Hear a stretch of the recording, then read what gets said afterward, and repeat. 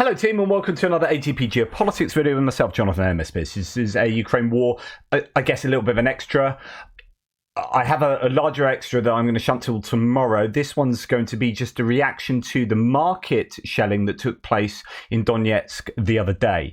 And a comment that's come from, I don't know whether this is trolling Trollface or whatnot, but someone has come on and said, from a friend of mine, the aftermath of yesterday's Ukrainian shelling of Donetsk city market, Ukrainian army used NATO-made cluster ammunition. To my knowledge, Ukrainians usually use cheaper ammunition when they strike civilian targets, of course, and this is the second time they used expensive NATO rounds in order to cause maximum damage, which is a contradiction anyway. It's like they usually use cheap ones when they attack civilians, but this is an expensive NATO round because they want to do maximum damage. You've just contradicted yourself, so whatever. Anyway, it's like having your cake and eating it. There's either evidence because they used cheaper rounds. No, they haven't. So there's evidence that they used more expensive rounds, and that's evidence for the Ukrainians to do it because they wanted to cause maximum damage. Yeah. Anyway, let's just have a little look at this. So initially, news came out that, well, it's reported here, Ukrainian shelling of Donetsk shopping area kills dozens. And I got pretty angry with that because every day the Russians are doing that kind of thing on a much larger scale. And we've got, missiles flying into Ukraine. We've got drones flying in. We've got shells hitting all sorts of places all over Ukraine on a daily basis.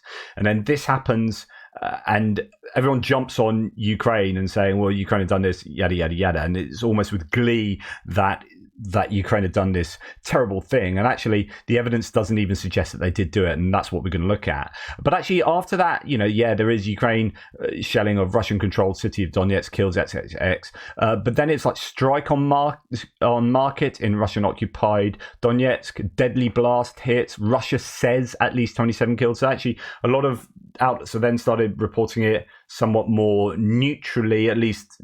The language choice was significant. There were photographers there in place to suggest that it definitely happened. There's, I think, was it Agence Free or Reuters photographers are there, and Associated Press and Agence France Presse, and have released the claims that this happened. It wasn't like it's a false flag that never actually happened or anything like that. So people did die, people were injured, munitions exploded. So I have kind of responded to this person. I just thought, well, instead of me just wasting my time on a comment on YouTube, let's put this into a video because I think it's useful counter. Now, it's not to say that it definitely wasn't Ukrainians that accidentally fired into a marketplace. That definitely didn't happen, but it's all about what's the most plausible explanation of the data. And you adjust your percentages accordingly. So what I would like to say first is, first of all, what evidence do you have that this was Ukraine? Why would Ukraine want to hit a marketplace of Ukrainians, right? So, I don't understand why Ukraine would get any value from doing that, at least purposefully. So maybe then they were trying to hit somewhere else and just accidentally hit the market. But then you're like, 3, why would Ukraine use a rare piece of artillery ammunition? So they're running low on artillery ammunition that we know, massive complaints about this. They are losing ground in that area, right? So they're losing ground in Donetsk, in the south of Donetsk. They're losing, or they're under heaps of pressure in Novomykhailivka and in Mariinka, all places where you could possibly get some kind of long-range artillery ammunition into Donetsk, right? So why are artillery teams sitting there? First of all, they'd have to be really close to the front line with their artillery to go and do that. But why would they be trying to throw artillery into Donetsk when they have Russians attacking them much closer? Russians attacking and taking territory off the Ukrainians, and they're going, hang on. They get a call in. Yeah, can you just hit the Russians that are attacking us in these trench lines? We are getting absolutely hammered by Russians. And they're like, artillery team's like, well, we've only got 5 rounds left and we're thinking of flinging a couple into a marketplace in Donetsk. So sorry, guys, is that all right? We're just, because, Ukrainian civilians in Donetsk is a much more valid target. I mean, I just don't understand it. So then what explains a video of fake civilians injured or dead that was released with random civilians walking around them and looking at their mobile phones unconcerned? And I showed you that. I'll show you that again in a second. What explains the sound evidence? So the time that the sound was picked up of these, you could hear them being launched and then them hitting appears to suggest that it could not have been from Ukrainian munitions. It's too close. What explains the Russians changing their account of what happened in light of being shown to be wrong? So they started off, I think, initially with saying the Ukrainians have mortar attacked the Donetsk city, and then that can't be the case, and so then it turned to artillery and etc. Russia has formed for false flag operations, and indeed false flag operations in Donetsk. So there's a really good article. We'll come on to all of these points a bit later. And then there's some malcontent news analysis of what supposedly took place. Okay, so there's all of that to think about. Let's first go to malcontent news. So yesterday, Donetsk People's Republic officials and propagandists like Patrick Lancaster accused Ukraine of shelling and using rockets to attack the central and covered market in Donetsk. But the evidence points to this being a Russian false flag attack. This video is why, and it shows some of the shelling hitting this place. So this can be geolocated. This is a tram line number 1 in Donetsk. It is on Geolocating Street, which runs north-south and was very easy to geolocate. You can see the playground and retaining wall through the trolley in the Google Maps picture. That is here. That is being geolocated to there, and that geolocation at those coordinates, right? So there is that, so on and so forth. Okay, right. Locals said that tram line 1 between Horova and Vatutina Avenue was disabled due to the attack. The shell crater at 163 is on the tram line number 1 and between Horova and Vatutina Avenue. Okay, so it's all about making sure that footage refers to that attack. Okay, the spray pattern is inconsistent with rocket or an artillery strike, but is consistent with a mortar. The rounded pieces of debris is likely electrical conduit, note damage and exposed wires. 100% accuracy would require in-person analysis of this, of course, but it does not look like a massive artillery strike or a massive grad rocket strike hitting that concrete. So yeah, we know this is 163 Chelyabinsk Street. We know this is the westernmost set of trolley tracks. We know the road runs north-south.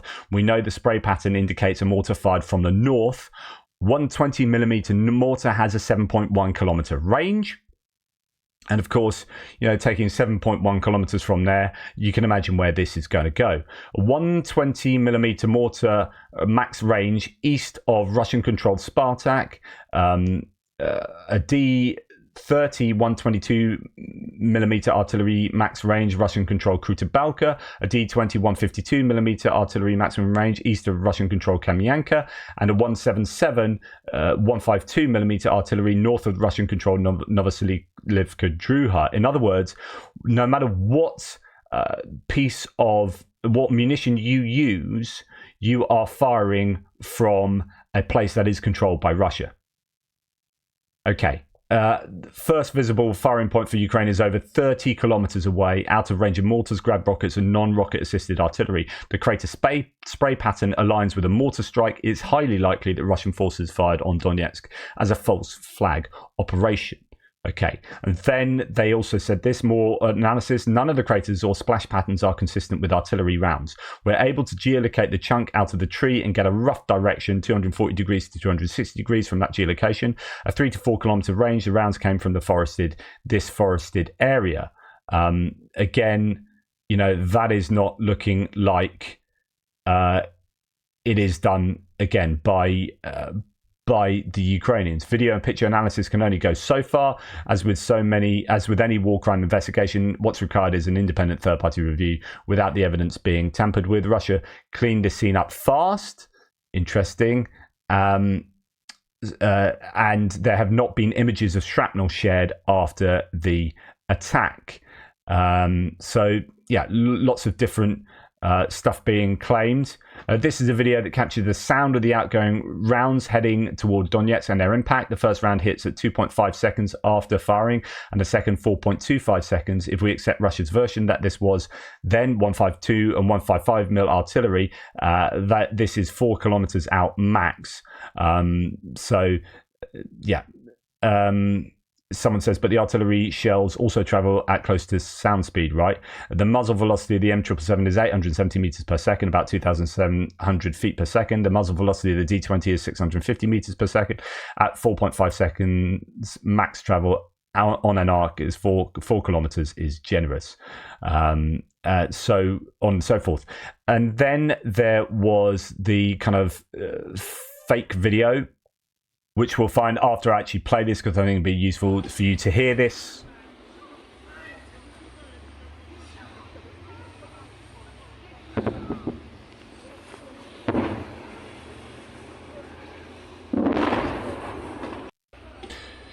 So that's the timing of those sounds, and this is the video of the kind of, well, as Tim White says, Russia's illegal occupiers now claim 25 people have died, another 20 have been injured in the shelling in Donetsk. This video was published 3 hours after the explosion, though it may have been shot earlier. But note how passers-by aren't concerned, and 2 of the 3 bodies move. I mean, what is going on here? So there's doesn't seem to be any sound with this. But you can see, like, people are just walking around unconcerned. Women walking past on mobile phones. Meanwhile, people are supposedly dead or injured, and someone's just picking up bits of stuff by that. There's no concern. Oh, he's moved, turned over on his back, but no one appears to be concerned. She's just walking past on a mobile phone. I mean, what is going on here? So again, what should we believe? And then when we start looking at, so you have 2 ways. Let's get a bit geeky here. So one way of evaluating competing hypotheses of to explain data is something called using Bayes' theorem, a Bayesian analysis. So Bayes' theorem would plug in loads of stats into an equation, and you get out an answer, and you can work out which is the most plausible hypothesis with 2 competing hypotheses. But before you actually do that analysis of the evidence, you actually take into account background knowledge and what's called prior probabilities.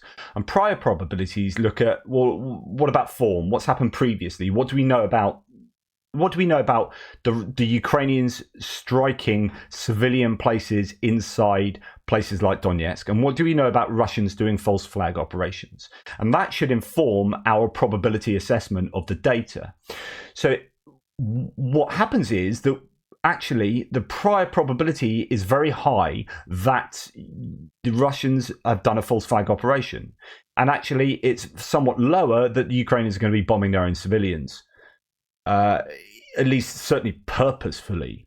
So, okay, let's look at some of this. So the shelling of Donetsk in Russia that started off the 2014 kind of war was supposedly a false flag operation. In fact, there's a really good Medium article talking about how 10 false flag narratives were promoted by pro-Kremlin media. This was released on February the 18th, 2022. So this is before this iteration of the war took place.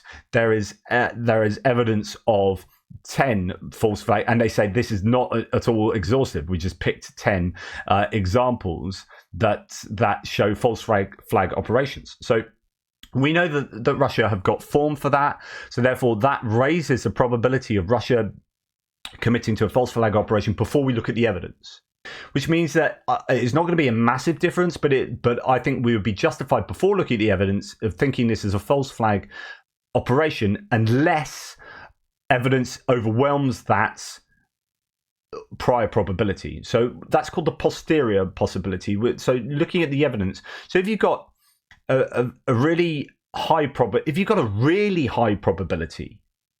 that it's a false flag operation beforehand. Say Russia have done like 58 false flag operations the day before, right? Then this happens. You're like, right, before I look at any evidence, it's a really high probability that's going to be a false flag. In order to overcome that, you actually need a very high level of evidence to overcome that very high prior probability.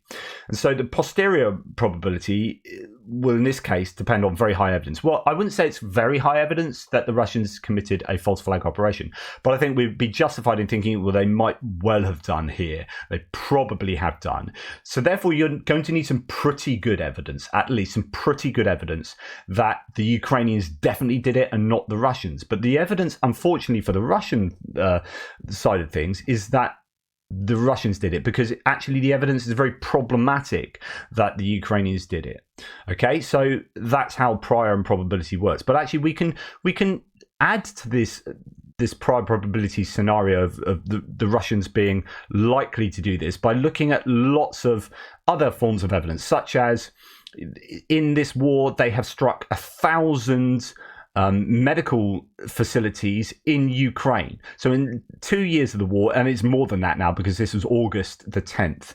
So up to August the 10th, they'd struck 1,000 medical facilities. Now, not all of those are going to be on purpose, but they've got form for hitting, we can talk about marketplaces. Let's talk about hospital. That's even more like sensitive or more, it's a place where if they're prepared to hit a hospital, then hitting a marketplace isn't too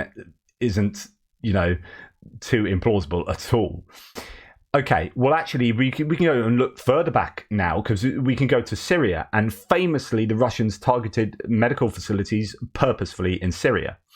And there's a whole Wikipedia page on this, and in fact, they were provided with some geolocations of hospitals to say, please don't hit this. It was done through the UN, so it's in this article. Indeed, the UN Humanitarian Office said that between late April and June 2019, a total of 20. So this is just in April, May, June, 3 months.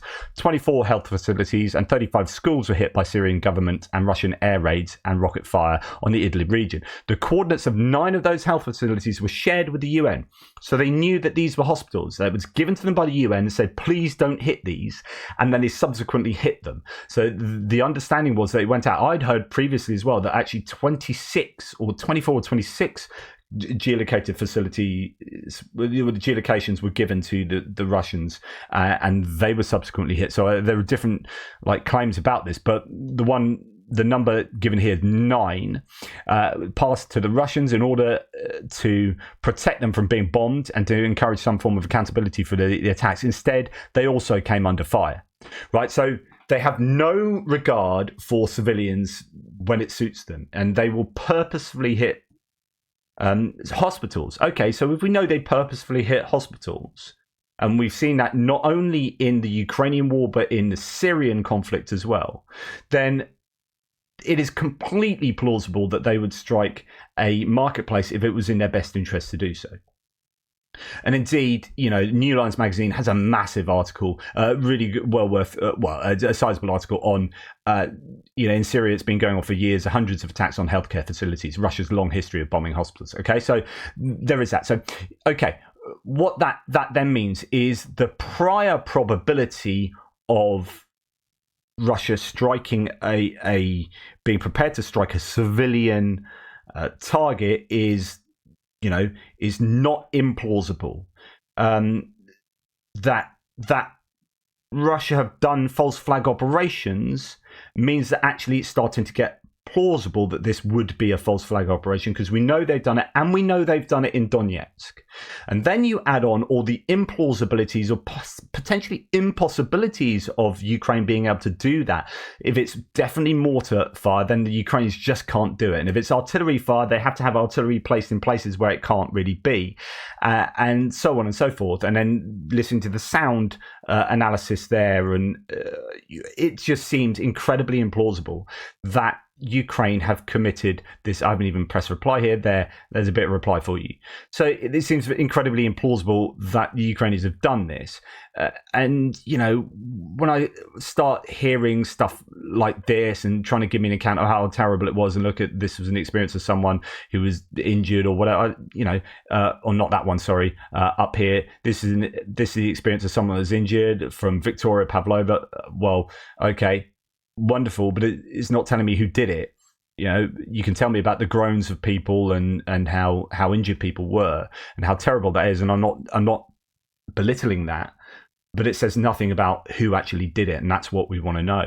And when you start getting I've got rid of it, Pomg, who's another kind of trolley person, putting on, you need to do more research of these kind of claims. It's like, I'm fine with the research I do.